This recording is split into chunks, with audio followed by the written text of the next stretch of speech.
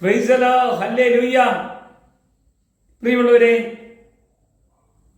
ദൈവിക വചനത്തിന്റെ ഏറ്റവും വലിയ അത്ഭുത പ്രവൃത്തി എന്നത്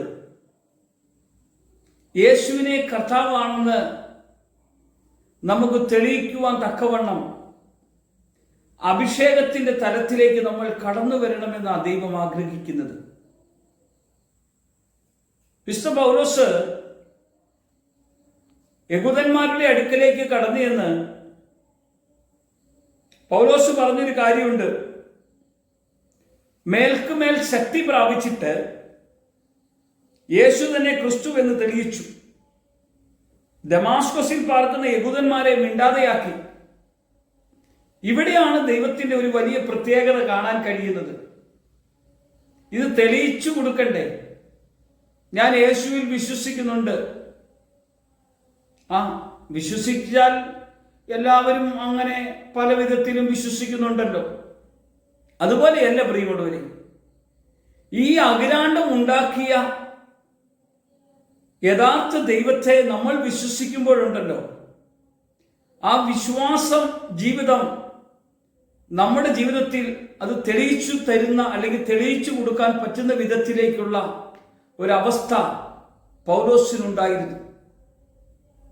പൗലോസ് വിശ്വസിച്ച കർത്താവ് അത്ഭുതം ചെയ്യുന്ന ദൈവമായിരുന്നു, അടയാളം പ്രവർത്തിക്കുന്ന ദൈവമായിരുന്നു.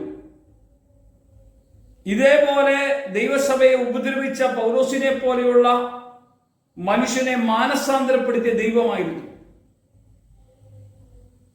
എന്നിലുള്ള പാപങ്ങളെയും എന്നിലുള്ള കുറവുകളെയും എന്നിലുള്ള ബന്ധനങ്ങളെയും എന്നിലുള്ള പോരായ്മകളെയും മാറ്റിയൊരു കർത്താവായ യേശു. ഇതുപോലെ മാറ്റുന്ന ഒരു കർത്താവിനെയാണ് നമ്മൾ അറിഞ്ഞ് അനുഭവിക്കേണ്ടത്. അവനെ കൈക്കൊണ്ട് അവന്റെ നാമത്തിൽ വിശ്വസിക്കുന്നവർ ഏവരും ദൈവമക്കളാകുന്നു. ദൈവമക്കൾക്ക് ഒരു പ്രത്യേകതയുണ്ട്. അപ്പന്റെ എല്ലാ കാര്യത്തിലും അവകാശമുണ്ട്. ബൈബിൾ പറയാം, മക്കളെങ്കിലും നിങ്ങൾ അവകാശികളാണ്. ഈ അവകാശികളായിരിക്കുന്ന നമുക്ക് ഈ അപ്പനെ നമുക്ക് എൻ്റെ അപ്പനാണ്, അപ്പന്റെ പ്രവൃത്തി ഇന്നതാണെന്ന് നമുക്ക് പറഞ്ഞു കൊടുക്കാൻ കഴിയണം. ആദ്യം നമ്മൾ അനുഭവിക്കണം ഈ കർത്താവിനെ, എന്നിട്ട് വേണം നമ്മൾ തെളിയിച്ചു കൊടുക്കാൻ. യേശുവിന്റെ നാമത്തിൽ ആകാശത്തിന് കീഴിൽ മനുഷ്യർ ഇടയിൽ നൽകിയ നാമമാണ് യേശുവിന്റെ നാമം. ഇവിടെ ഹിന്ദുവെന്നോ മുസൽമാനെന്നോ അവൻ ചെറിയവനെന്നോ വലിയവനെന്നോ ജാതി മത വ്യത്യാസമെന്നേ ഏതു മനുഷ്യനും വിളിക്കാൻ പറ്റിയ നാമം, ഏതു സമയത്തും ആർക്കും എപ്പോഴും വിളിക്കാൻ പറ്റുന്ന നാമമുണ്ടെങ്കിൽ അത് യേശുവിന്റെ നാമം മാത്രമേ ഉള്ളൂ. കാരണം യേശു പറയാം, ഞാൻ പറഞ്ഞ വാക്കുകൾ ആത്മാവും ജീവനുമാണ്.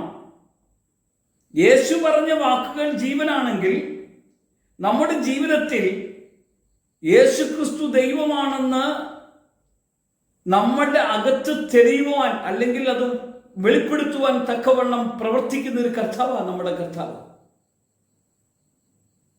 പ്രിയമുള്ളവരെ, കണ്ണിന് കാഴ്ച കുറഞ്ഞ ഓപ്പറേഷൻ വേണമെന്ന് പറഞ്ഞെടുത്ത് തീരെ കാഴ്ചയില്ലാതിരിക്കുമ്പോൾ യേശുവിന്റെ നാമത്തിൽ വിശ്വസിച്ചു പ്രാർത്ഥിച്ചപ്പോൾ കണ്ണിന് കാഴ്ച തിരികെ വന്ന് അവർ സാക്ഷ്യപ്പെടുത്താൻ ഇടവന്നു. രോഗികൾക്ക് സൗഖ്യമുള്ളവനാ വൈദ്യനായ ദൈവമാണ് നമ്മുടെ കർത്താവ്. നിന്റെ പ്രശ്നങ്ങൾ മാത്രം പരിഹരിച്ച് മാറ്റുന്നവനല്ല, നിന്റെ പ്രശ്നങ്ങൾ പരിഹരിച്ച് നിന്നെ സമാധാനത്തിലും സന്തോഷത്തിലും ദൈവസ്നേഹത്തിലും ദൈവകൃപയിലും നമ്മെ നടത്താൻ കഴിയുന്നവനാണ് നമ്മുടെ കർത്താവ്. ഈ കർത്താവ് നമ്മുടെ അകത്ത് വസിച്ചാൽ, കർത്താവ് എന്ന വാക്ക് കർത്തൃത്വം ചെയ്യുന്നവനാണ്. അവൻ എൻ്റെ അകത്ത് കർത്താവായി വസിച്ചാലുണ്ടല്ലോ, നമ്മളൊന്നും ചെയ്യണ്ട, എൻ്റെ കർത്താവ് ചെയ്തോളൂ. ഒരു തിരിച്ചറിവാ പൗലോസിന്റെ ഉള്ളിൽ. മേൽക്കുമേൽ ശക്തി പ്രാപിക്കാൻ ഇടവരും. പ്രാർത്ഥനയിൽ ഒരു ശക്തി, കുടുംബത്തിൽ ദൈവാനുഗ്രഹം വെളിപ്പെടും. തകർന്നു കിടക്കുന്ന ചില കുടുംബങ്ങളിലേക്കാണ് ഈ വചന സന്ദേശം കടന്നു ചെല്ലുന്നത്. അവരുടെ തകർച്ചകൾ മാറും.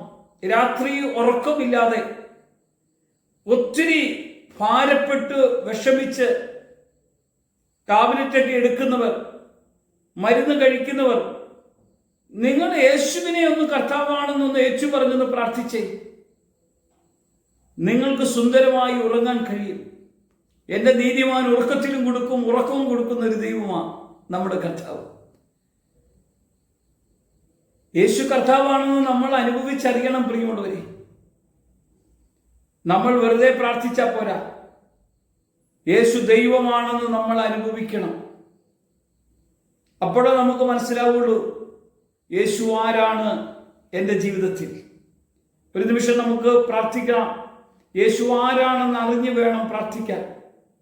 എനിക്ക് വേണ്ടി ഈ ലോകത്തിൽ കടന്നു വരിക മാത്രമല്ല, എൻ്റെ പാപങ്ങൾ ഏറ്റെടുക്കുക മാത്രമല്ല, എൻ്റെ ജീവിതത്തെ മാറ്റി യേശുവിനോട് കൂടെ കർത്താവ് വരുമ്പോൾ എന്നെ കൂടി ചേർക്കാൻ തക്കവണ്ണം ഒരുക്കുകയാണ്. ഈ ഒരു അഭിഷേകം എൻ്റെ മേൽ, എൻ്റെ ഭവനത്തിനു മേൽ ചൊരിയണം കർത്താവേ എന്ന് പ്രാർത്ഥിച്ചാട്ടെ. കർത്താവേ, നിന്റെ മഹത്വം വെളിപ്പെടണം. പരിശുദ്ധ സാന്നിധ്യം അനുഭവിക്കാൻ ഇടയാകണം. യേശുവിന്റെ നാമത്തിൽ തന്നെ ആമേൻ.